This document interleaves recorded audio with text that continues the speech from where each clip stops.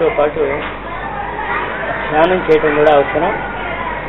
ధ్యాన విధానం ఇవాళ గాయత్రి జయంతి కనుక దానికి కావలసిన విధానం ఏంటో, ధ్యాన ప్రక్రియ ఎలా చేసుకుంటాం, గాయత్రి మాత చేతిలో ఉన్నటువంటి ఆయుధాలను ఎలా ఉపయోగించుకోవాలో నిత్య జీవితంలో నేర్చుకున్నాం. ఇవాళ కళ్ళు మూసుకుని పూజ్య గురుదేవులు సోఫా మీద కూర్చుని ఉన్నారు అనే భావన చేసుకోండి. ఆయన రెండు కాళ్ళు బొటకన వేళ్ళు దగ్గరగా పెట్టి ఉన్నాయి. ఆ తెల్లటి జుట్టు, కళ్ళు, ఖద్దర్ చొక్కా, పంచ,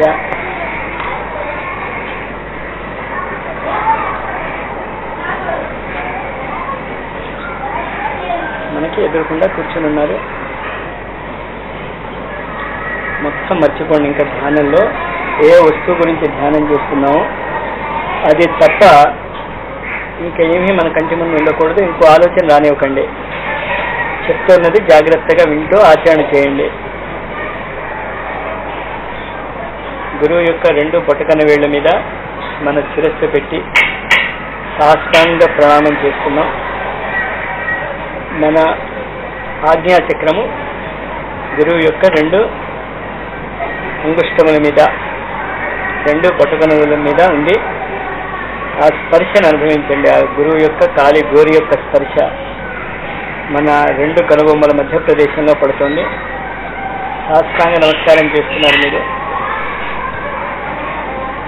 చాచి ఉన్న చేతుల మధ్యన గురువు పాదాలు ఉన్నాయి.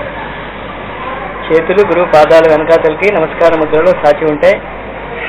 గురువు పాదాలు మన రెండు చేతుల మధ్య, శిరస్సు గురువు యొక్క పాదములు బొటకన వేలు మీద. ఆ స్పర్శ మీకు తెలియాలి. గురువు పాదాల యొక్క స్పర్శ మీ ఆజ్ఞాచక్రము మీద. ఆయన కుడి చేతిని మన సహస్రారం మీద ఉంచారు. కుండలిని జాగరణ.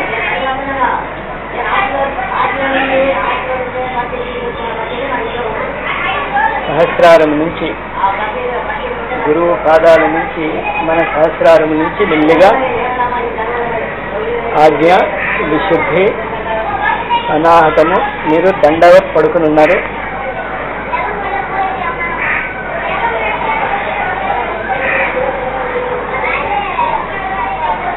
మణిపూరకము, మణిపూరకము కింద నుంచి స్వాధిష్టానము, స్వాధిష్టానము కింద నుంచి మూలాధారం. గురువు యొక్క చేతి నుంచి, మన సహస్రారం మీద ఉన్న గురువు యొక్క చేతి నుంచి మన కుండలిని జాగరణకు కావలసిన శక్తి లభిస్తోంది.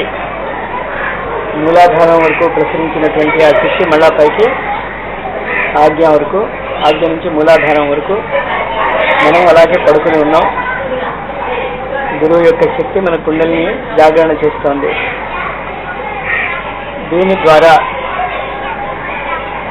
మనలో ఉన్నటువంటి మానసిక దుష్ప్రవృత్తులు, ఆలసత్వము,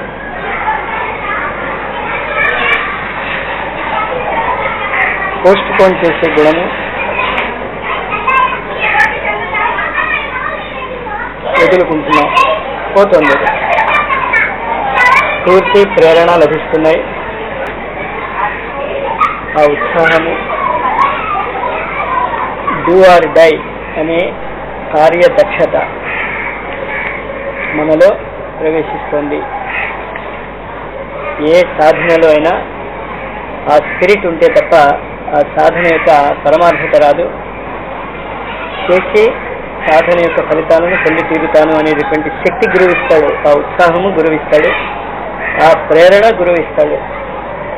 ఆ ప్రేరణ మనకి గురువు నుంచి లభిస్తున్నది.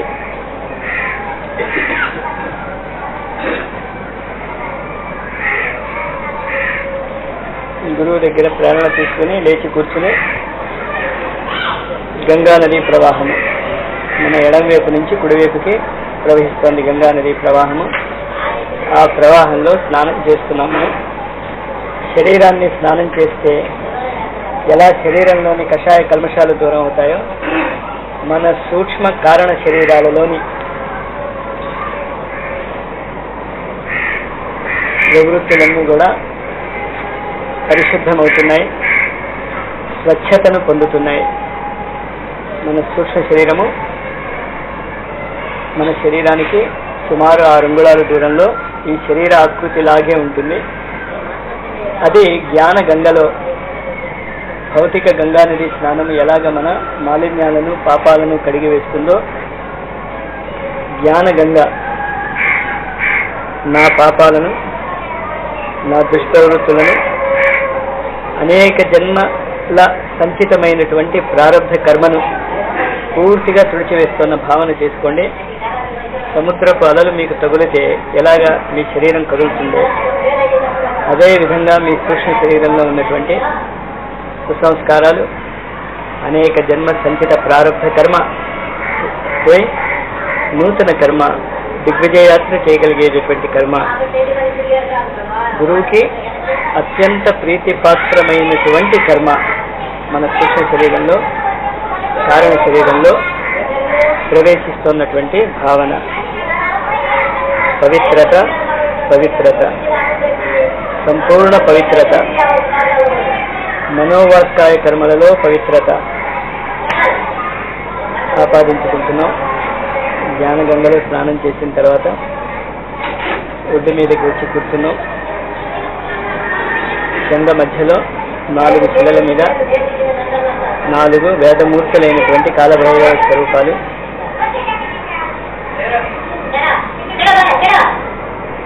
ఆ కాలభైరవ స్వరూపాలు, ఆ శిలలు పరశువేదితో తయారు చేయబడినటువంటి శిలలు. పరశువేది దేనితో స్పర్శలోకి వస్తుందో ఆ వస్తువు బంగారంగా మారిపోతుంది.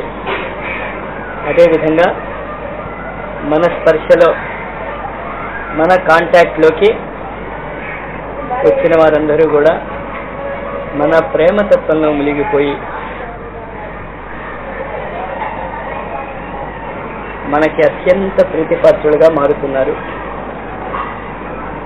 ఎవరికి కూడా నోటితో మనం ఏం చెప్పాం, మన స్పర్శ, మన ఉపస్థితి చాలు, మన ప్రేమతత్వం చాలు మనుషుల్ని మార్చివేయటానికి. ప్రేమ ఎక్కడైతే ఉంటుందో అక్కడ దోషాలను గుర్తించాం మనం. ఇంకా మనం ఎవరినైతే ప్రేమిస్తున్నామో ఇంకా ఏం చేయగలం వారికి అని ఆలోచిస్తాం తప్ప నాకు ఏం లాభం అని ఆలోచించాం. ఆ సేవాభావము, ప్రేమతత్వము పరస్పరము కలిసి ఉంటాయి ఎప్పుడు కూడా. ఆ ప్రేమతత్వము వేద జ్ఞానం ద్వారా మనం పొందుతున్నాం. వేదాలు చదివామనే అహంకారము, వేద జ్ఞానము మనకు మాత్రమే తెలుసు అనేటటువంటి అహంకారము రానివ్వకుండా ప్రపంచంలో ఉన్న ప్రతి వ్యక్తి మీద కూడా నిరంతరము మనలోంచి ప్రేమ తరంగాలు ఉద్భవిస్తూ వాళ్ళని ముంచెత్తుతూ ఉండాలి. అడవిలో గులాబీ పువ్వు ఉన్నా, ఇంటిలో గులాబీ పువ్వు ఉన్నా, భగవంతుడి చరణాల మీద గులాబీ పువ్వు ఉన్నా, ఎక్కడ గులాబీ పువ్వు వేసినా ఆ వాసన వస్తూనే ఉంటుంది, సువాసన. అలాగే మనం ఎక్కడ ఉన్నా కూడా ప్రేమమయ స్వరూపులుగా ఇతరులకి మనం ఏం చేయగలం, అది చిన్న పన పెద్ద పన అని కాకుండా సేవాభావానికి పరాకాష్ఠగా హనుమంతుడిని నిన్న చెప్పుకున్నాం. మనం ప్రేమించేటటువంటి వ్యక్తి శ్రీరాముడు అయితే ఎక్కడెక్కడ అతనికి సేవ చేయవలసిన అవసరం వచ్చిందో అక్కడక్కడ హనుమంతుడు ముందుంటాడు. సీతను వెతకాలి అంటే హనుమంతుడు ముందుంటాడు. వారధి దాటాలి అంటే హనుమంతుడు ముందుంటాడు. వారధి కట్టాలి అంటే హనుమంతుడు ముందుంటాడు. లక్ష్మణుడికి శక్తి తగిలి మూర్ఛపోయాడు అంటే హనుమంతుడు ముందుంటాడు. అన్ని పనులు నాచేనే చేయిస్తారా, అన్నీ నేనే చెయ్యాలా అని అడగలేదు అతను. అన్నీ నేనే ముందు చేస్తానని ముందుకు వచ్చాడు. ఆ సేవాభావము చిన్న పనైనా పెద్ద పనైనా, ఇంటిలో పనైనా బయట పనైనా, మన పనైనా మన ఫ్రెండ్స్ పనైనా, మనకి అపరిచితులు ఎవరైనా తారసపడితే వాళ్ళ పని అయినా కూడా మన పరిస్థితిని బట్టి, మన శక్తిని బట్టి, మన అవకాశాన్ని బట్టి చేస్తాము అనేటటువంటి ఉదాత్తమైనటువంటి నిర్ణయము ప్రేమ సేవ ప్రేమ ఉంటే పక్కనే సేవ ఉంటుంది, సేవ చేయటం నేర్చుకుంటే పక్కనే ప్రేమతత్వం ఆవిర్భవిస్తుంది అనేటటువంటి ఋషుల వాక్కుని అర్థం చేసుకుంటూ రాళ్ల మీద ఉన్నటువంటి ఆ 4 కాలభైరవ స్వరూపాలకి నమస్కారం చేసుకుంటూ అటువైపు ఒడ్డున కల్పవృక్షం, కల్పవృక్షం యొక్క మూలము నుంచి సుమారు 6 అడుగుల ఎత్తు వరకు కాండము. ఈ కాండమే ఓంకార స్వరూపము.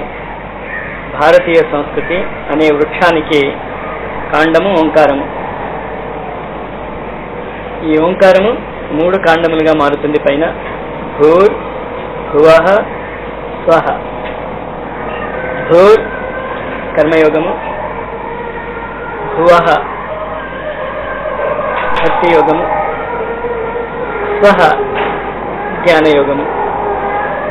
ఆధ్యాత్మిక జగత్తులో ప్రవేశించగోరినటువంటి వాళ్ళము మనమందరము కూడా నిత్య జీవితంలో ప్రేమ సేవ అందిస్తూ మన వ్యక్తిగత జీవితంలో పర్సనల్ లైఫ్లో ఓంకారోపాసన.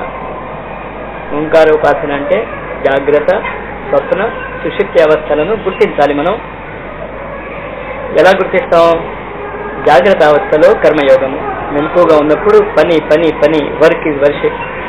16 గంటలు 18 గంటలు వీలవుతే 20 గంటలు పని చేసేటటువంటి సామర్థ్యాన్ని పెంపొందించుకుంటాం.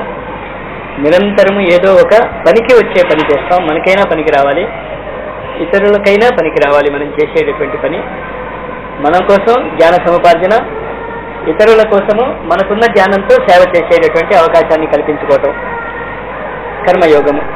జాగ్రత్త అవస్థలో చేయవలసింది కర్మ చేస్తూ సేవ చేస్తూ జ్ఞానాన్ని సముపార్జించుకుంటాం. ఎలా సముపార్జించుకుంటాం? ఏ విధమైనటువంటి జ్ఞానాన్ని సముపార్జించుకుంటాం? తత్ సవితుః వరేణ్యం. కర్మయోగములో నిత్య జీవితములో 3 పుష్పములు మన జీవితంలో కాయాలి. ఎరుపు రంగు పువ్వులు, కర్మయోగపు పువ్వులు. శక్తికి ప్రమాణమైనటువంటి పువ్వులు కాయాలి. సత్ శరీర విజ్ఞానము మొత్తము మనకి తెలియాలి. భౌతిక విజ్ఞానము, భౌతిక శరీరం గురించి మనకి బాగా తెలియాల్సిన పని లేదు. కానీ సూక్ష్మ శరీరం యొక్క అవయవాలు, సూక్ష్మ శరీరం యొక్క జ్ఞానము, అది తత్ శబ్దముతో. అంచేత కర్మయోగ సాధనలో నిరంతరము 1 గంట ప్రతిరోజు కూడా సూక్ష్మ శరీర నిర్మాణములో ఉన్నటువంటి, సూక్ష్మ శరీర భాగములో ఉన్నటువంటి 5 కోశములను, 6 చక్రముల గురించి అధ్యయనము చేస్తాను. నిరంతరము ప్రతిరోజు దాని గురించి ఎంతో కొంత తెలుసుకుంటాను. మొదటి పువ్వు అది చెప్తుంది మనకి సూక్ష్మ కారణ శరీరాల నిర్మాణం యొక్క సైద్ధాంతిక అధ్యయనము, ప్రాక్టికల్ కాదు, థియరిటికల్. రెండవ పువ్వు చేసిన అధ్యయనము, 5 కోశాలను 6 చక్రాలను ఉపయోగించుకోవాలి. తెలిస్తే సరిపోదు. 5 కోశాలు స్థూల, ప్రాణమయ, మనోమయ, విజ్ఞానమయ, ఆనందమయ శరీరాలు. ప్రతి శరీరంలో కూడా ఈ 6 చక్రాలు ఉంటాయి మనకి. ఈ 6 చక్రాలు పుష్టించి దివ్య వాక్, దివ్య శ్రవణము చేయగలుగుతాం. భౌతికమైనటువంటి రణగొణ ధ్వనులు మనకి వినిపించవు. ట్యూన్ మారుస్తే, అంతర్గతంగా మనం ప్రయాణం చేస్తే బాహ్యమైనటువంటి శబ్దాలు ఏమీ వినిపించవు. దివ్యమైనటువంటి శబ్దములను మాత్రమే నేను వింటాను. భౌతిక జగత్తులో కూడా పనికిరాని శబ్దాలు, మనస్సుని బాధ పెట్టే శబ్దాలు ఎవరైనా ఉచ్చారణ చేస్తే వాటిని పట్టించుకోము. గురువుల యొక్క అతి సమర్థమైనటువంటి వాడినే నేను వింటాను. వారి యొక్క స్పర్శనే అనుభూతి చెందుతాను. వారి యొక్క రూపాలనే దర్శనము చేస్తాను. ప్రతి వారిలోనూ వారి యొక్క రుచి, వారి యొక్క వాసన నేను అనుభూతి చెందుతాను అనేటటువంటి ప్రాక్టీస్. రెండవ పుష్పము సవితుః. సూర్యుడు ఎలాగైతే తన కాంతివంతమైనటువంటి కిరణాలను సర్వత్రా వెదజల్లుతాడో అదేవిధంగా నా యొక్క ఆలోచన కిరణాలను వెదజల్లటం నేర్చుకుంటాను. మనకి ఇంకా ఆలోచించటం స్పష్టంగా అర్థం కాలేదు. ఆలోచన విధానము మార్చుకొని ఒకే విషయం మీద నిరంతరము సమగ్రముగా ఆలోచించటము నేర్చుకుని ఏ పని చేసినా భౌతిక జీవితంలో ఈ సమగ్రమైనటువంటి ఏకాగ్ర కిరణాలను ఉపయోగించుకుంటాను అనే భావనతో కర్మయోగం యొక్క రెండవ పుష్పము తత్ స్వాధ్యాయము. సవితు స్వాధ్యాయం చేసినటువంటి జ్ఞానాన్ని ప్రాక్టీస్లో పెట్టుకోవటం. వరేణ్యం మామూలుగా ప్రాక్టీస్లో పెట్టడం కాదు, వరేణ్యం శ్రేష్టమైన వ్యక్తిగా తీర్చిదిద్దాలి. మనం అందరం కూడా తీర్చిదిద్దబడాలి ఆ గాయత్రి శక్తితో, కల్పవృక్షం యొక్క శక్తితో. 3 పువ్వులు మనలో వికసించాలి. స్వాధ్యాయము, అభ్యాసము, శ్రేష్టత్వము. నిత్య జీవితంలో ఇవే మనకు కావాల్సింది. ఉదాత్తమైనటువంటి ఋషిమయ జీవితం ఎలా ఉంటుందో తెలుసుకోవాలి స్వాధ్యాయం ద్వారా. అభ్యాసము ద్వారా ఆ ఋషిమయ జీవితాన్ని ప్రాక్టీస్లో పెట్టుకుంటూ ఋషుల వలె శ్రేష్టమైన వ్యక్తిత్వం కలగటము. తత్ సవితురు వరేణ్యం అనేటటువంటి 3 పువ్వులు, కర్మయోగం యొక్క 3 పువ్వులు. మధ్య ఉన్నటువంటి కాండ భక్తి యోగం. భర్గో దేవస్య ధీమహి. ప్రాయశ్చిత్త విధానం నేర్చుకోవాలి మనం. ప్రతి కర్మకు ఓ ప్రాయశ్చిత్తం అంటూ ఉంటుంది. ఆ ప్రాయశ్చిత్త విధానాన్ని దానము దక్షిణ అన్నారు. దానము చేయటం నేర్చుకోవాలి, దక్షిణ ఇవ్వటం నేర్చుకోవాలి. ముఖ్యంగా జ్ఞాన దానము అన్ని దానాల కంటే కూడా చాలా గొప్పది. దానము అనగానే ₹1 2 చేతిలో పెట్టేసి చాలా గొప్ప పని చేసాం అనుకోకుండా మనకి ఉన్నటువంటి జ్ఞానాన్ని ఇతరులకి పంచిపెడతాము అనేటటువంటి నిర్ణయం. భర్గో, భర్గో అంటే అంధకారాన్ని పోగొట్టుట, వేయించుట. ఇంచేత ఇతరుల్లో ఉన్నటువంటి అజ్ఞానాన్ని పోగొట్టడానికి నాకున్నటువంటి జ్ఞానాన్ని దానం చేస్తాను. ఈ జ్ఞానాన్ని దానం చేయటం వల్ల నేను ఏ ప్రతిఫలము ఆశించను అనేటటువంటి భావము దేవస్య. దేవతా లక్షణం ఏమిటి అంటే ప్రతిఫలము ఆశించకుండా ఇవ్వటం. భూమిని మనం దున్నుతాం, నాగలతో భూమి యొక్క శరీరాన్ని చీల్చుతాం. చీల్చి విత్తనం నాటితే బాధపడకుండా, భర్గో భూమిని చీల్చటం అంటే భర్గో వేయించటం, దాన్ని బాధ పెట్టడం. బాధ పెట్టినా చివరికి మనకేమిస్తుంది? అన్నం ఇస్తుంది. ఫలాలు కూడా రాయి పెట్టి కొట్టినా, చెట్లు కూడా రాయి పెట్టి కొట్టినా ఫలాన్ని ఇస్తాయి. అదేవిధంగా ఎదుట వాళ్ళు మనని అర్థం చేసుకున్నా చేసుకోకపోయినా, మనము క్రైస్ట్ వలె క్రాస్ మీద ఎక్కిపోయినా కూడా ఎదుట వాళ్ళను ఆ జ్ఞానము పంచిపెట్టడంలో ఎప్పుడూ కూడా నేను వెనకంజ వేయను. సాధ్యమైనంత వరకు చెప్తాను. ఆ భావనని కలుపుకునేటటువంటి భర్గో దేవస్య. ఎప్పుడు వస్తుంది అది? ధీమహి.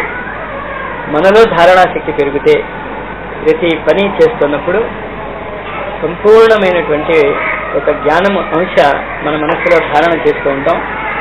ఏ పని ఎందుకు జరుగుతుంది, ఏ పరిస్థితి ఎందుకు వచ్చింది అనేటటువంటి జ్ఞానము మనము ధారణ చేయగలిగితే, ఆ విషయాన్ని అర్థం చేయగలిగితే భక్తి అంటాం దాన్ని. పరిస్థితులను కేవలం పరిస్థితులుగా చూడకండి, భక్తి దృష్టితో చూడండి. భక్తిగా చూస్తే ప్రతి వస్తువులోనూ దేవత్వం కనిపిస్తుంది. అందుకే భక్తి అంటాం మనం. ఓ రాయిని భక్తిగా చూస్తే శివుడు కనిపిస్తాడు. ఓ క్యాలెండర్ మీద ఉన్నటువంటి వెంకటేశ్వర స్వామి చిత్రాన్ని భక్తిగా చూస్తే వెంకటేశ్వర స్వామి కనిపిస్తాడు. 2 కర్రముక్కలు అడ్డదిడ్డంగా పెట్టి ఉంటే క్రాస్ అనకుండా, కర్రముక్కలు అనుకోకుండా భక్తిగా చూస్తే క్రైస్ట్ కనిపిస్తాడు.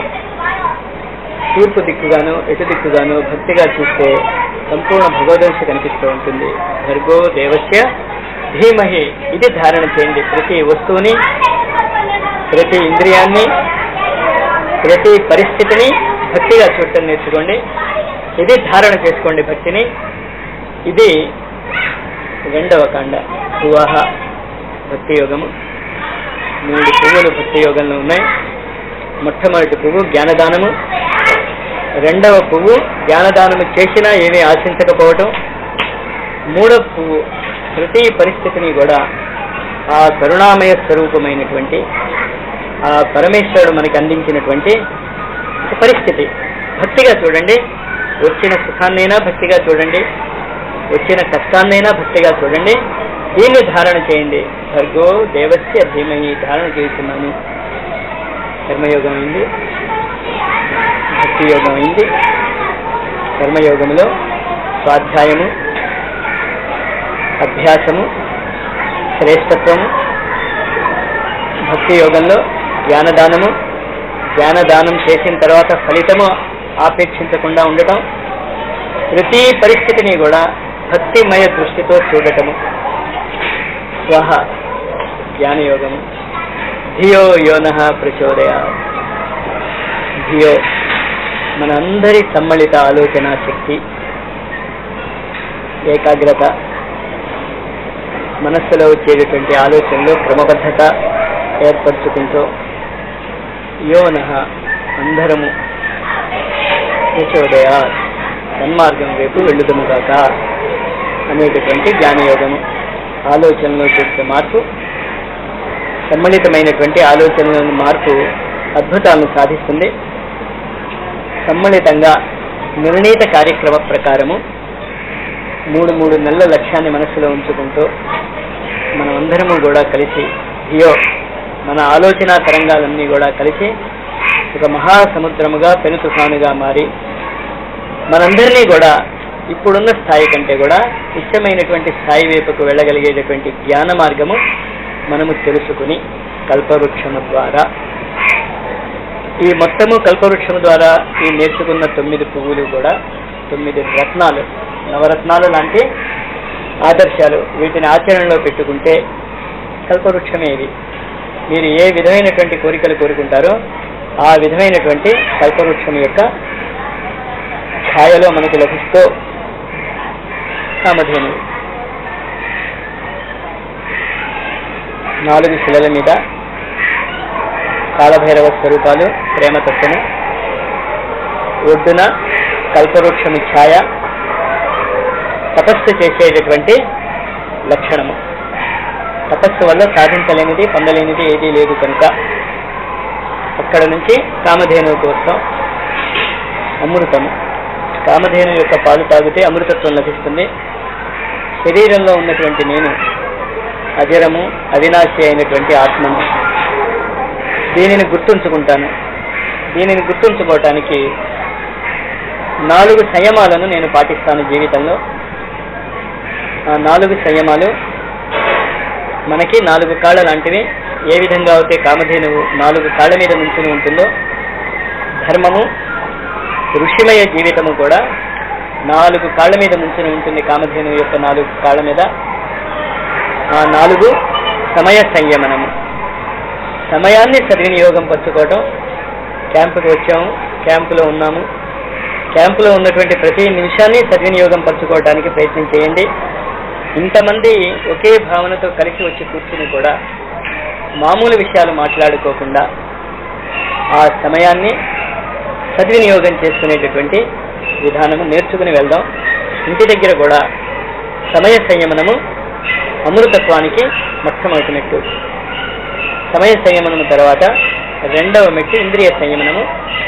సాధనకి కూర్చుంటాం, క్లాస్ పుస్తకాలు చదవటానికి కూర్చుంటాం, ఇంకో ఏదో ఇష్టమైన పని చేయటానికి కూర్చుంటాం, ఉత్తరాలు రాయటానికి కూర్చుంటాం. కానీ ఉత్తరం రాయగానే రాయాలనిపించదు, లేచిపోతాం. ఇంద్రియ సంయమనము. ఏ పని అయితే మనం నిర్ధారణ చేసుకున్నామో, ఏ పని అయితే ఏ కాలంలో చేద్దామని నిర్ధారణ చేసుకున్నామో ఆ పని పూర్తయ్యేంత వరకు కదలకుండా కూర్చోగలుగుతాను అనేది ఇంద్రియ సంయమనము.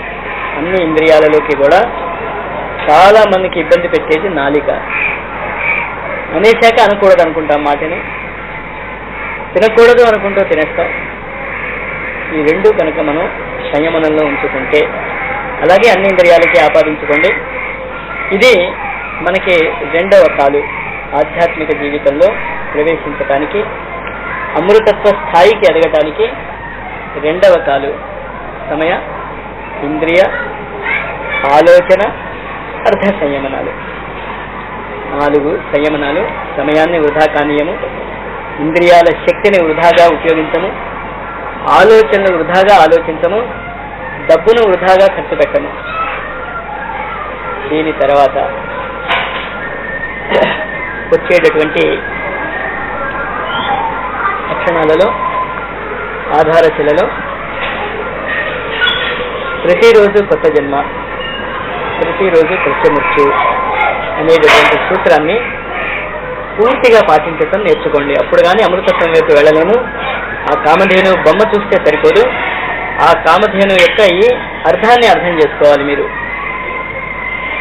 కామధేను యొక్క 2 కొమ్ములు, ప్రతిరోజు కొత్త జన్మ, ప్రతిరోజు కొత్త మృత్యు.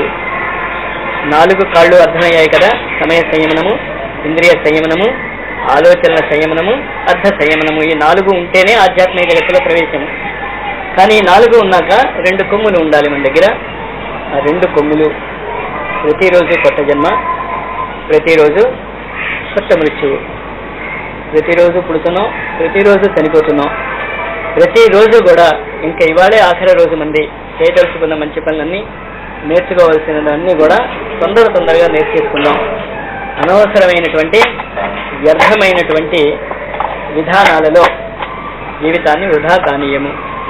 24 గంటలు అద్భుతమైనటువంటి సమయాన్ని మనం జాగ్రత్తగా ఆలోచించుకుంటే ఎంత బాగా ఉపయోగించుకోవచ్చు అనేది ప్రతిరోజు రాత్రి నిర్ణయించుకుని 2వ రోజు ఆ విధంగానే జీవించడానికి ప్రయత్నిస్తాను అనేటటువంటి నిర్ణయము అమరత్వానికి 2వ లక్ష్యము. 2 కొమ్ములు. ఈ 2 కొమ్ములని ఉపయోగించుకున్న తర్వాత నిత్య జీవితంలో వీటిని పాటించటానికి 4 మానసిక శక్తులు మనకి కావాలి. ఈ 4 మానసిక శక్తులే కామధేను యొక్క 2 చెవులు, 2 కళ్ళు. మొట్టమొదటిది బాధ్యత, రెస్పాన్సిబిలిటీ. ప్రతి పనికి, ప్రతి సంఘటనకి, అది మంచిదైనా చెడ్డదైనా జిమ్మెదారి. నేనే బాధ్యుడు. మన జీవితంలో వచ్చేటటువంటి సుఖాలకైనా దుఃఖాలకైనా ఇవాళ నుంచి నేను ఇతరులు బాధ్యులు అని అనుకోను. ఫలానా వాడు అలా చేశాడు కనుక నాకు ఇలా అయింది కాదు, నాకు ఇలా జరగవలసి ఉంది కనుక అతను అలా చేశాడు. దృష్టికోణం మార్చుకోండి. మనం సాధన చేస్తూ ఉంటే వాళ్ళు టేప్ రికార్డరు పాటలో గొడవలో చేస్తూ ఉంటే మీ మనస్సు చెదురితే అమరత్వం రాదు. మన సాధనని పరీక్షించటానికి, మన ఏకాగ్రతను పరీక్షించటానికి, మన ప్రేమతత్వానికి, ప్రతి పెద్ద విషయానికి కూడా మీరే బాధ్యులు. అన్ని పరిస్థితులకి నేనే బాధ్యుడిని, మంచికి చెడుకి అన్నిటికీ అనేటటువంటిది మొదటి కన్ను. చూసే విధానంలో మార్పు. కన్ను అంటే అంతే కదా, మొదటి చూసే విధానంలో మార్పు. బాధ్యత నాదే. 2వ లక్షణము మానసిక లక్షణము, మనలో డెవలప్ అవ్వాల్సినది త్రికరణ శక్తి. ఏ పని చేసినా మనోవాక్కాయ కర్మలుగా మనస్ఫూర్తిగా చేయండి. దాన్ని ఇమాందారి అంటాం హిందీలో. భౌతిక జగత్తులో త్రికరణ శుద్ధి అని మనం మాట్లాడుకుంటాం. ఇంగ్లీష్లో సిన్సియరిటీ అంటాం. ఏది చేసినా యువర్స్ సిన్సియర్లీ అని లెటర్లో సంతకం పెట్టడం. సిన్సియారిటీ ఏమి ఉండదు అసలు. అలా కాకుండా ప్రతి పనిని త్రికరణ శుద్ధిగా చేస్తాను అనేటటువంటి నిర్ణయం తీసుకుంటూ ధైర్య సాహసాలతో, కరేజ్, మనం చేసినటువంటి సాధనలు, మన జీవిత విధానము మొదట్లో ఇతరులకి చాలా విచిత్రంగా కనిపిస్తుంది. కుటుంబ సభ్యులకి సడన్ గా వీడేంటి ఇలా మారిపోయాడు, ఇది వరకు అలా ఉండేవాడు కదా అనేటటువంటి మాటలు వినిపిస్తే ఆ మాటల్ని వింటూ, 2 చెవులు అని చెప్పాను కదా, ఆ మాటల్ని విని మీ సాహసాన్ని కోల్పోకండి. ఇంత అద్భుతమైనటువంటి నిర్ణయాలు తీసుకున్నప్పటికీ కూడా ఎవరో ఏదో అంటారనే ఒక చిన్న అధైర్యం వల్ల, వాళ్ళు నవ్వుతారేమో అనేటటువంటి అధైర్యం వల్ల ఇంత అద్భుతమైనటువంటి జీవిత విధానాన్ని మనం కోల్పోతే నష్టపోయేది మనమే. ఆ ధైర్యము మనకి కావాలి, బహాదూరి, కరేజ్. వీటన్నిటికంటే మించినది చాలా ముఖ్యమైనటువంటిది ఏంటి అంటే, ఏ విధమైనటువంటి పని చేస్తున్నా ఏ విధమైనటువంటి ఫలితాలు వచ్చినా దాని ఎండ్ రిజల్ట్ మనమే బాధ్యులం. పరిస్థితులకి మనమే బాధ్యులం, ఎండ్ రిజల్ట్కి కూడా మనమే బాధ్యులం. అప్పుడు అందరూ మిమ్మల్ని ఓహో ఆహా మీరు చాలా గొప్పవారు అంటే పడిపోకండి. షేక్స్పియర్ కాబోలు ఒక చోట రాశాడు, పొగడ్తకి లొంగని వాడిని కూడా నీవు పొగడ్తకి లొంగవు అనే మాట అంటే వాడు లొంగిపోతాడు అని. అత్యంత ఉచ్చ స్థాయికి వెళ్ళినప్పటికీ కూడా అలాంటి పరిస్థితులు రానియము. ప్రపంచంలో ఉన్నటువంటి ప్రతి మానవ వ్యక్తికి కాకుండా మనకంటే కింద ఉన్నటువంటి వృక్ష జంతు ఖనిజ సముదాయాలకి కూడా సేవ చేస్తాను. అసలు సేవ వాటికి ఎలా చేస్తాము అన్నది మనం నేర్చుకోవాలి. అవి చెప్తాయి. అది నేచర్ సేజ్ అని అంటూ ఉంటాం. ఎప్పుడు కూడా ప్రకృతి చెప్తూ ఉంటుంది మనం ఏం చేస్తామో. అది 4వ చెవి, 2వ చెవి. ఈ 4 లక్షణాలతో పాటు కామధేను యొక్క అమరత్వాన్ని పొందుతూ, పరశువేది యొక్క ప్రేమతత్వము, కల్పవృక్షం యొక్క అమృతత్వము, కామధేను యొక్క అమరత్వము, స్టెబిలిటీ, స్థిరత్వముతో పాటు గంగా నది మధ్యన అందమైనటువంటి పద్మము వికసించి ఉన్నది. ఆ పద్మం నుంచి 2 లక్షణాలు మనం నేర్చుకుంటూ ఉండాలి ఇప్పుడు కూడా. అయాచక అపరిగ్రహవ్రతము. పద్మము మట్టిలో పుట్టిన, నీళ్లలో పుట్టిన ఈ మట్టిని, ఈ భౌతిక సుఖాలను, నీళ్లను, ఆస్ట్రల్ ప్లేన్ కామమయ జగత్తును వదిలివేసి సూర్యుడి యొక్క కిరణాలతోనే వికసిస్తుంది. మిగతా ఏది కూడా పద్మాన్ని వికసింపచేయలేదు. ఈ భౌతిక జీవితంలో, ఈ కామమయ జీవితంలో నేను ఏమీ యాచించను, ఏమీ పొందటానికి ప్రయత్నించను. అయాచక అపరిగ్రహ వ్రతాన్ని పాటిస్తూ ప్రకృతిలో కర్మానుసారము లభించిన దానితో తృప్తి పడుతూ మనస్సు, వాక్కు, కాయముల ద్వారా ఆ ఆత్మ సంకేతమైనటువంటి సూర్యుడి వైపే నేను మొగ్గు చూపిస్తాను అనేటటువంటి భావన కలిగిన వాళ్ళకి దేవి సాక్షాత్కారం జరగబోతోంది. ఆ పద్మము మీద నుంచుని ఉన్నటువంటి త్రిముఖి గాయత్రీ దేవిని చూడండి. ఆ త్రిముఖి గాయత్రీ దేవి దర్శనము ప్రేమ, తప, ఆత్మ, అయాచక అపరిగ్రహ వ్రతాలు కూడినటువంటి వ్యక్తులకే లభిస్తుంది. ఆ కాళ్ళని చూడండి, ఆ కాళ్ళ యొక్క గోళ్లను చూడండి. చరణాలు ఆచరణాలుగా మారాలి. గురువు యొక్క ఆచరణాలు, మహాత్ముల యొక్క ఆచరణాలు, దేవతల యొక్క ఆచరణాలు. ఆ చరణాలను పట్టుకోవాలి మనం. ఆ కాళ్ళని చూస్తూ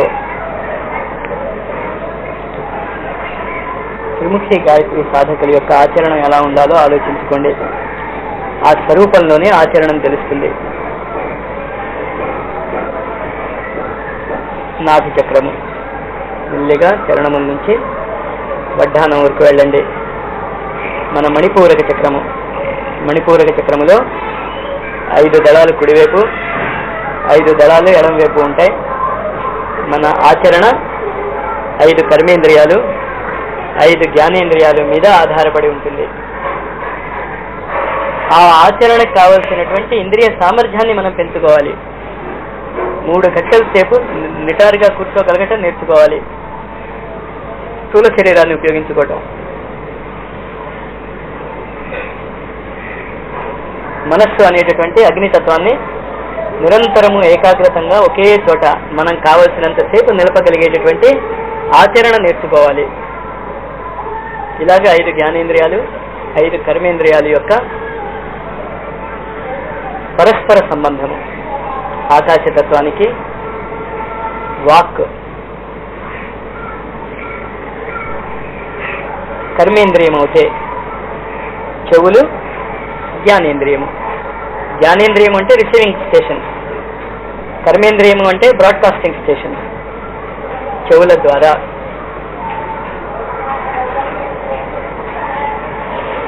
విన్న జ్ఞానాన్ని వాక్ ద్వారా బయటికి తెస్తాం. వీటి మధ్య సమన్వయం ఉండాలి. మనకున్నటువంటి జ్ఞానాన్ని వాక్ ద్వారా పూర్తిగా ప్రకటీకరించగలిగేటటువంటి సామర్థ్యత ఒక యోగము. వాయుతత్వము, స్పర్శ,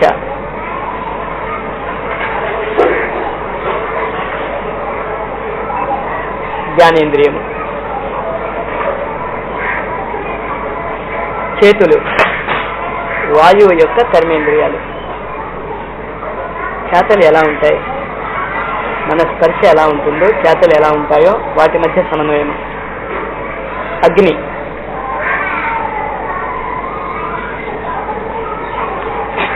జ్ఞానేంద్రియము కళ్ళు, కర్మేంద్రియము కాళ్ళు. మనస్సుకు కూడా అగ్ని సంకేతము కనుక గురువు యొక్క చరణాలలో గురువు యొక్క మనస్సు కర్మేంద్రియంగా పనిచేస్తూ ఉంటుంది కనుక ఆ చరణాలను మనం పట్టుకుంటాం. కానీ ఆ చరణాలను కాళ్ళను పట్టుకోకండి, ఆ చరణాలను పట్టుకోండి. ఆయన ఎలా నడుస్తాడో, ఏ మార్గం మీద నడుస్తున్నాడో గురువు, ఆ మార్గం మీదే మేము నడుస్తాము అనేటటువంటి భావన, ఆ యోగము సంపాదించుకుంటూ ఇదంతా కూడా త్రిముఖి గాయత్రి బొడ్డు వద్ద మీరు ఆలోచించవలసినటువంటి ఆలోచనలు. జలతత్వం, రుచి యూరిన్, పనికి వచ్చే రుచి పనికి రాని రుచి. పృథ్వీతత్వము వాసనలు. ముక్కు జ్ఞానేంద్రియము, మల విసర్జన పనికిరాని వాసనలు బయటికి తోసేస్తాం మనం. ఇవి 5 కర్మేంద్రియాలు, 5 జ్ఞానేంద్రియాలు. వీటికి తగినటువంటి ఎక్సర్సైజెస్ మనం చేసుకుంటాం అనే నిర్ణయము చేసుకుంటూ గాయత్రి మాత యొక్క ఎడమ చేతిలో ఉన్నటువంటి అక్షమాలను జాగ్రత్తగా చూడండి. అక్షమాల మన శరీరంలో ఉన్నటువంటి షట్చక్రాలు. ఒక్కొక్క దళంలో ఉన్నటువంటి ఒక్కొక్క చక్రంలో ఉన్నటువంటి దళాలను కలుపుకుంటే 50 అవుతాయి. మనస్సు, బుద్ధి, చిత్తము, అహంకారము కలుపుకుంటే 54 అవుతాయి. ఈ 54 పైనుంచి మళ్ళా కిందకి తిరిగితే 108 అవుతాయి. ఆ జ్ఞానాన్ని, షట్చక్రముల యొక్క జ్ఞానాన్ని, ఊర్ధ్వలోకాల వైపు వెళ్తున్నటువంటి జ్ఞానాన్ని, పైనుంచి కిందకి వస్తున్నటువంటి జ్ఞానాన్ని, సృష్టి లయ, ఈ రెండింటినీ అర్థం చేసుకోవటానికి చేసే ప్రయత్నమే ఆ జపమాల సంకేతము. ఆ జపమాలను చూసుకుంటూ ఒక్కసారి మూలాధారంలోని 4 దళాలు చూసుకోండి. ఎదురుకుండా గాయత్రి మాతలో చేతిలో, ఎడం చేతిలో జపమాల. మూలాధారం మనకి 4 చక్రాలు, స్వాధిష్టానము 6, మణిపూరకము 10, అనాహతము 12, విశుద్ధి 16, ఆజ్ఞాచక్రము 2, శిరస్సు లోపల మనస్సు, బుద్ధి, చిత్తము, అహంకారము, ఆ పైన గురుచరణాలు సహస్రారము. మళ్ళీ గురుచరణాల నుంచి కిందకి దిగుతూ అహంకారము, చిత్తము, బుద్ధి, మనస్సు, ఆజ్ఞాచక్రము యొక్క 2 దళాలు, విశుద్ధి యొక్క 16 దళాలు, అనాహతం యొక్క 12 దళాలు, మణిపూరకం యొక్క 10 దళాలు, స్వాధిష్టానం యొక్క 6 దళాలు, మూలాధారం యొక్క 4 దళాలు చూసుకుని జపమాలని ఇలా ఉపయోగించుకోవాలి. గాయత్రి మాత చేతిలో ఉన్నటువంటి జపమాల ఉద్దేశ్యం ఇది. ఈ రహస్యాలను తెలుసుకోండి. ఈ 108 అష్టోత్తర శత సంఖ్య యొక్క ప్రాముఖ్యతను తెలుసుకోండి. అధ్యయనం చేయండి, దాని గురించి స్వాధ్యాయం చేయండి, పుస్తకాలు చదవండి. దీని గురించి సంబంధించినవి ఈ సమగ్రమైనటువంటి జ్ఞానానికి సంకేతము జపమాల. కానీ ఆ జపమాల చేసి జ్ఞానాన్ని సంపాదించుకుని ఉపయోగించకపోతే లాభం లేదు.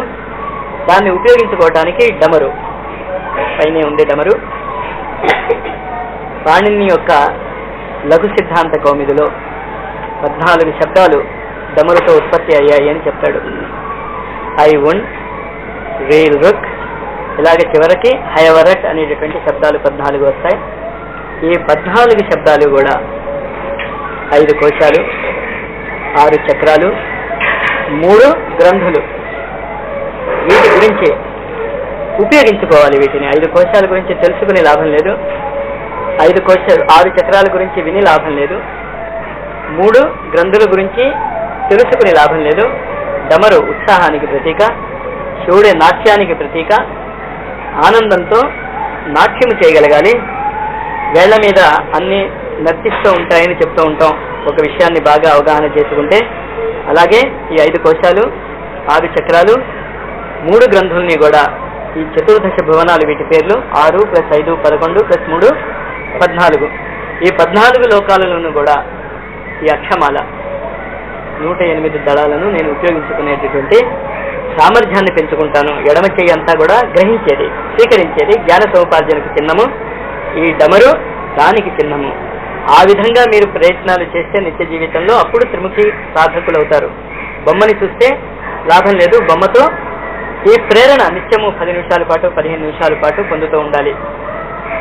అక్షమాల, డమరు తర్వాత వాటిని యుద్ధానికి ప్రతీకగా ప్రపంచాన్ని మార్చివేయడానికి శంఖారామం చేయగలగాలి. ఈ జ్ఞానంతో ఋషులు ఈ జ్ఞానాన్ని ఉపయోగించుకుని అప్పుడు పూరించినటువంటి శంఖం ఈనాటికి మనం మర్చిపోలేకుండా ఉన్నాం. ఇంత విదేశీ సంస్కృతికి బానిసలం అయిపోయినా ఈ విషయాలు ఏమిటో మనకి తెలియకపోయినా కూడా అదో రకమైనటువంటి ఆకర్షణ ఈ శంఖారామం వల్ల వస్తుంది. ఎటువంటి శంఖారామము? శ్రీకృష్ణుడు పూరించినటువంటి పాంచజన్యము. పాంచజన్యము ప్రపంచము, పంచభూతములతో పుట్టింది పాంచజన్యము. ఆ శంఖారామం వల్ల పాంచజన్య శంఖారామాన్ని పూరిస్తాం. పాంచజన్య శంఖారామం ఒకటి సరిపోదు, పంచ పాండవుల శంఖాలు కూడా మనకు అర్థం అవ్వాలి. పంచకోశాల శంఖారామం అది. శ్రీకృష్ణుడు గాయత్రి స్వరూపుడే, సంతాన గాయత్రి అని శ్రీకృష్ణుడు స్వయంగా చెప్పుకున్నాడు భగవద్గీతలో. అంచేత శ్రీకృష్ణుడు పాంచజన్య శంఖారామంతో పాటు దేవదత్తుడి యొక్క శంఖారామము. దేవదత్తుడు దత్తాత్రేయ గురుస్వరూపం యొక్క దత్తుడు. దేవతలకు దత్తత చేసినటువంటి మన శరీరాలు. ప్రస్తుతం మన శరీరాలు మనస్సుకు దత్తత చేయబడ్డాయి. మనకి ఇష్టం ఉన్నా లేకపోయినా మనస్సు ఏమి కోరుకుంటుందో అది చేస్తాం. మనం మనస్సుకి లొంగిపోయాం. మనోదత్తత నుంచి దేవదత్తతకి వైపుకు వెళ్ళేటటువంటి శంఖారామం మనకు కావాలి. సుఘోషుడు నకులుడిది. కులము లేనటువంటి వాడు ఆధ్యాత్మిక జగత్తులో ప్రవేశిస్తాడు. ఆధ్యాత్మిక జగత్తులో కులాలేమీ లేవు. సుఘోష మణిపుష్పకం. సుఘోషము అందమైనటువంటి ఘోష. ఘోష అంటే ఏంటి? ఆర్తితో చేసేటటువంటి నినాదము, ఘోషించటం అంటాం మనం. సుఘోషుడు అందమైనటువంటి ఘోషణ మనం చేయగలగాలి. అందమంగా మనము కంబైన్డ్గా కుల ప్రసక్తి లేకుండా జీవించగలగాలి. అలాంటి శంఖారామం మనం పూరించగలగాలి. మణిపుష్పకం, మన నోటిలోంచి వచ్చేటటువంటి వాక్కులు మణుల లాంటి వాక్కులు అవ్వాలి. శిరోమణులు అంటాం కదా, మన వాక్కు మామూలు వాక్కులు కాకూడదు. ఉచ్చరించినటువంటి ప్రతి వాక్కు కూడా ఒక మణి, ఒక ముత్యములాగా ఉండేటటువంటి శంఖారామాన్ని మనం చేయగలగాలి. అనంత విజయం రాజా కుంతీపుత్రో యుధిష్ఠిర.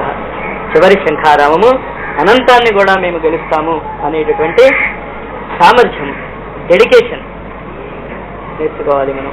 ఈ 6 రకాల శంఖారావాలు చేయాలి. శ్రీకృష్ణుడి యొక్క పాంచజన్యము, అర్జునుడి యొక్క దేవదత్తము, యుధిష్ఠిరుడి యొక్క అనంత విజయము, సహదేవ నకులుడి యొక్క సుఘోష మణి పుష్పకం. ఈ విధమైనటువంటి శంఖారామము చేస్తూ శాంభవి ముఖాన్ని చూస్తాం మనం. జ్ఞానగంగ పైనుంచి ప్రవహిస్తుంది జటాజూటాల నుంచి. ఆ జ్ఞానగంగను ఇంటింటికి తీసుకెళ్ళగలగాలి. మనిషి యొక్క ప్రతి ఆత్మలోకి తీసుకెళ్ళగలగాలి. భూమి మీద ఉన్నటువంటి ప్రతి అణువుకి మనం తీసుకెళ్ళగలగాలి అనేటటువంటి లక్ష్యము ఆ శాంభవి శిరస్సులోంచి ఉద్భవిస్తున్నటువంటి జ్ఞానగంగ.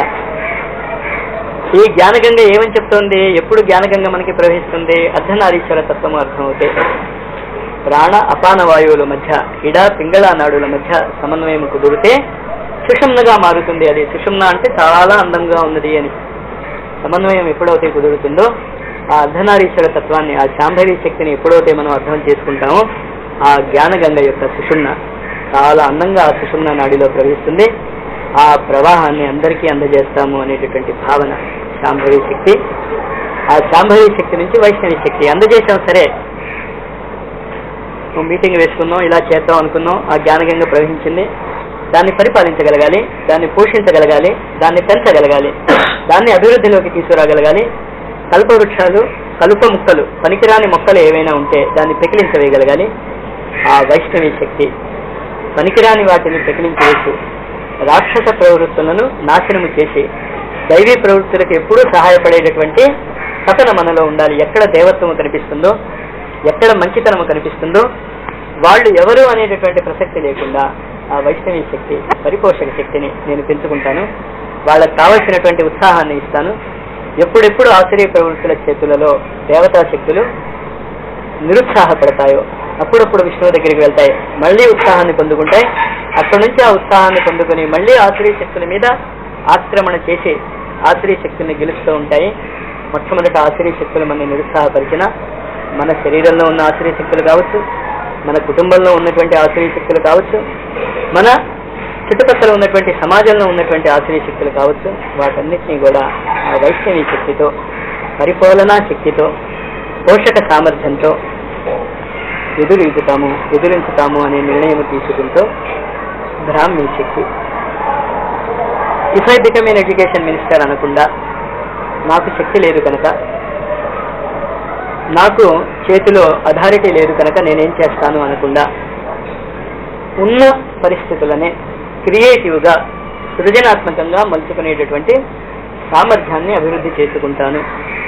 త్రిముఖి గాయత్రి మనకిచ్చేటటువంటి సందేశము, మన జీవితాల్లో రావాల్సినటువంటి మార్పు ఇవి 3: ఆశ్చర్య శక్తులను ఆగారదేయటము, జ్ఞానగంగను ప్రవహింపజేయటము, మనలో సమన్వయత్వము, ఇడా పింగళ నాడుల సమన్వయము, చంద్ర సూర్యుల సమన్వయము, పరిపోషక శక్తి,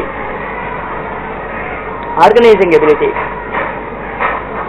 ఇదంతా ఉంటూ కూడా ఉన్నదాన్నే బాగా ఉపయోగించుకోగలిగేటటువంటి క్రియేటివ్ ఎబిలిటీ, సృజనాత్మక శక్తి, ఈ 3 కలియకే త్రిముఖి గాయత్రి, శాంభవి, వైష్ణవి, బ్రాహ్మి. ఎలా ఇది చేయగలం మనం? వీటన్నిటినీ చేయటానికి జ్ఞానం సంపాదించుకున్నాం. అక్షమాల 14 లోకాల్లోనూ దాన్ని చేయగలిగేటటువంటి డమరు ఉత్సాహాన్ని, 6 రకాలైనటువంటి శంఖ నాదము చేసుకున్న తర్వాత సుదర్శన చక్రాన్ని అర్థం చేసుకోగలగాలి. మనం కాలచక్రాన్ని అర్థం చేసుకోగలగాలి. విష్ణువు దగ్గరికి దేవతలు వెళ్ళి అడిగినా, సరే పదండి నేను వచ్చేస్తానలేదు, టైం పడుతుంది, ఆ టైం రానివ్వండి, అంతవరకు ఓపికగా మీ పనులు మీరు చేసుకుంటూ ఉండండి, మీ ఉత్సాహాన్ని కోల్పోకండి. ఆ టైం వచ్చినప్పుడు, ఆ సుదర్శన చక్రము అందమైనటువంటి కాలము వచ్చినప్పుడు నేను కూడా మీతో స్వయంగా చేయగలుగుతాను.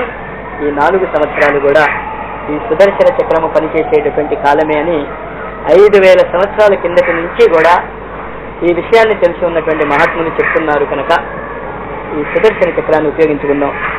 ఎవరైనా కూడా కాలాన్ని ఉపయోగించుకుంటాం, కాలానికి అతీతంగా మనం ఏమీ చేయలేం. కనుక ఆ సుదర్శన చక్రము టైం సైకిల్స్ అర్థం చేసుకోవటానికి శ్వేతవరాహ కల్పే అనేటటువంటి టైం సైకిల్ నుంచి ఈనాటి శ్వాస పీల్చి వదిలేటటువంటి ఒక సింగిల్ టైం లిమిట్, ఉన్మేష నిమిషోత్పన్న విపన్న భువనావళి అని లలితా శాసనామంలో వస్తుంది. ఈ కాలచక్రం యొక్క సైకిల్స్ గుప్త విద్యలో చాలా స్పష్టంగా చెప్పబడి ఉన్నాయి. ఏ కాలచక్రము ఏ కాలంలో ఎటువంటి పనులు మనం చేపట్టాలో అన్నది మనం బాగా అధ్యయనం చేసైనా తెలుసుకోవచ్చు. లేకపోతే యుగ పురుషులు అని ఉంటూ ఉంటారు, ఆ కాలానికి ఏ విధమైనటువంటి ఆచరణ సూట్ అవుతుందో. గాంధీ గారు స్వాతంత్రం రావాలి అంటే అహింస, సత్యాగ్రహము, ఈ 2 ఆయుధాలు ఉంటే చాలన్నాడు. అంతేత కాలచక్రాన్ని మనం చదవలేకపోయినా, సుదర్శన చక్రాన్ని మనం అర్థం చేసుకోలేకపోయినా, యుగ పురుషుల వాణి, దాన్నే మనము సకల సమర్థ సద్గురు వాణి అన్నాం. వాళ్ళ వాణిని అనుసరించి వాళ్ళు చెప్పిన జీవిత విధానాన్ని మనం మలుచుకోగలుగుతూ ఇతరులకు కూడా ఇది ఈ కాలం చెప్తున్నటువంటిది అని చెప్పేటటువంటి రహస్యము సుదర్శన చక్రంలో ఉంది. కానీ ఈ సుదర్శన చక్రము తనంతకు తను పనిచేయలేదు. త్రికరణ శుద్ధిగా మనం పనిచేయగలగాలి. త్రిశూలాన్ని ఉపయోగించుకోవాలి. 3 రకాలైనటువంటి అడ్డంకులు వస్తూ ఉంటాయి. ఒక్కొక్కసారి మన మాటలే మనకు అడ్డు తగులుతూ ఉంటాయి, ఒక్కొక్కసారి మన శరీరమే మనకి అడ్డు తగులుతూ ఉంటుంది, ఒక్కొక్కసారి మనం చేసిన పనులే మనకి అడ్డు తగులుతూ ఉంటాయి. ఈ 3 శూలాలు, దీన్నే భగవద్గీతలో ఆధ్యాత్మిక, ఆది దైవిక, ఆది భౌతిక, ఈ 3ంటిని కూడా దాటి వేస్తూ త్రిశూలముతో సరసంగా. కానీ ఇదంతా మనం చేస్తూ ఉంటే కరుకు తేలిపోయి కఠోర హృదయం అయిపోతామేమో. మార్దవత్వము కోల్పోకూడదు, హృదయములో ఉన్నటువంటి సౌహార్ద్రత కోల్పోకూడదు. మన ఆచరణ, కమండలం నుంచి నీళ్లు ఎలాగ చల్లగా ఇతరుల దాహాన్ని తీరుస్తాయో అదే విధంగా ఆచరించగలుగుతాము అనేటటువంటి దీక్షను చూడటమే త్రిముఖి గాయత్రి సాధన. ఇది మనము ప్రతిరోజు జ్ఞాపకం చేసుకోవాలి. ఇచ్చినే ఆ బొమ్మను చూసి ఓం భూర్భువస్వాతస్వరణ్యం భర్గో దేవస్య ధీమహి ధియో యోన ప్రచోదయాత్ అంటము కాదు, దాని వెనకాతలు ఉన్నటువంటి ఈ ఫిలాసఫీ, ఈ దర్శనాన్ని, ఈ జీవిత విధానాన్ని కూడా, గాయత్రి జీవిత విధానాన్ని మన జీవితంలో ఈ గాయత్రి జయంతి నాడు ఆచరిస్తాను, స్వీకరిస్తాను అనేటటువంటి నిర్ణయం తీసుకుంటూ 5 సార్లు గాయత్రి మంత్రోచ్చారణ చేద్దాం మనం. ఓం భూర్భువస్వః తత్సవితుర్వరేణ్యం భర్గో దేవస్య ధీమహి ధియో యో న ప్రచోదయాత్.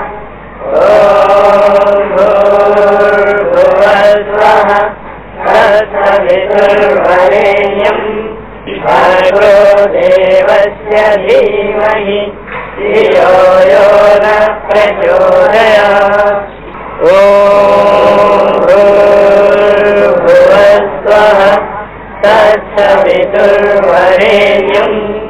భర్గో దేవస్య ధీమహి ధియో యో న ప్రచోదయాత్. ఓం భూర్భువస్వః తత్సవితుర్వరేణ్యం భర్గో దేవస్య ధీమహి ధియో యో న ప్రచోదయాత్. ఓం భూర్భువస్వః తత్సవితుర్వరేణ్యం భర్గో దేవస్య ధీమహి ధియో యో న ప్రచోదయాత్.